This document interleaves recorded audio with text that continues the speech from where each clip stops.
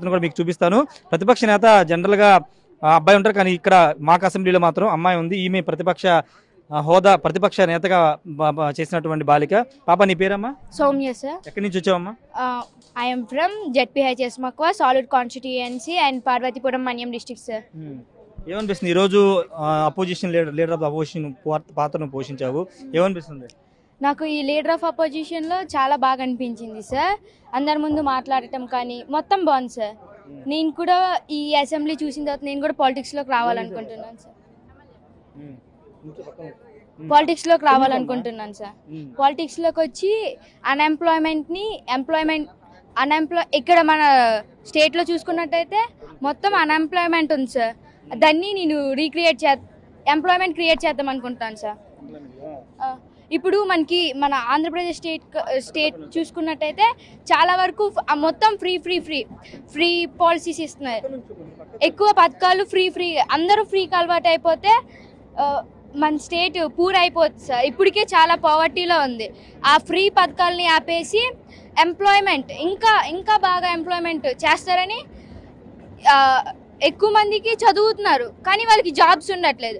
వాటి మీద ఇంకా ఎక్కువ ఇన్వెస్ట్మెంట్స్ పెట్టేసి వాళ్ళకి జాబులు కల్పిస్తారని కోరుకుంటున్నాను సార్. ఇప్పుడు మన సీఎం చూసుకున్నట్టయితే అలాగే చేస్తున్నారు.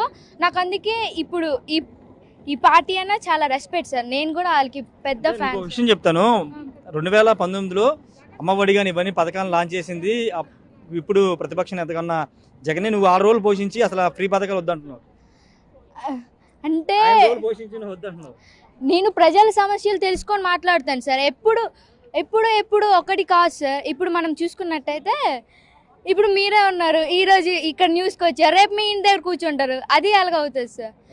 మనం ప్రజల్ని సమస్యలు తెలుసుకొని ఆ సమస్యల్ని మనం తీర్చేటట్టు ఉండాలి.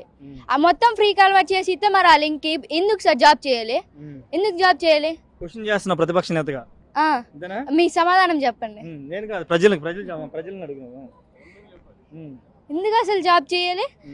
అన్నీ ఇచ్చేస్తారు కదా మంత్లీ ఇంటికి ఎలా చూసుకున్నా ప్రతి ఒక్కరికి ఒక 20,000 అయినా వస్తుంది.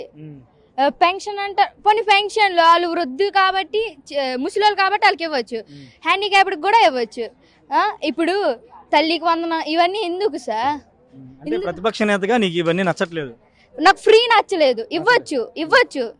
ఇవ్వచ్చు కానీ టాలెంట్ మెరిట్ అవి కూడా చూసుకొని ఇస్తే బాగుంటది. సరే, ఇప్పుడు ఓవరాల్ గా నీకు ఈ రోజు ఎక్స్పీరియన్స్ ఏమనిపిస్తుంది? అసెంబ్లీలో ముఖ్యమంత్రి గారి ముందు, నిజమైన ముఖ్యమంత్రి గారి ముందు, నిజమైన మంత్రుల ముందు, నిజమైన స్పీకర్ ముందు నుంచి మాట్లాడేమనిపిస్తుంది? నాకు చాలా బాగా అనిపించింది సార్. నాకు ముందైతే చాలా భయంగా అనిపించింది, కానీ తర్వాత అసెంబ్లీకి అలవాటు అయిపోయాను. తర్వాత నేను కూడా ఫ్యూచర్లో అసెంబ్లీలోకి రావాలనుకుంటున్నాను సార్. ఓకే, ఫ్యూచర్లో పొలిటీషియన్ అవుతా గ్యారంటీ? Yes sir.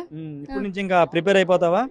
ఇప్పుడు నుంచి కాదు సార్, నేను కూడా కొంచెం సెటిల్ అయ్యి నేను కూడా నా పీపుల్కి కొంచెం ఖర్చు పెట్టాలి కదా, అది సంపాదించుకొని నెక్స్ట్ పాలిటిక్స్లోకి వస్తాను. కానీ ముందు చదువు మీద కాన్సన్ట్రేట్ చేయి, బాగా చదువుకున్న తర్వాత నీ ఎయిమ్ని అచీవ్ చేద్దు. ఎస్ సార్, నేను కూడా అదే చెప్తున్నాను. Okay, thank you. ఇది ప్రతిపక్ష నేత మాత్రం చాలా సూటి ప్రశ్నలు సంధిస్తుంది.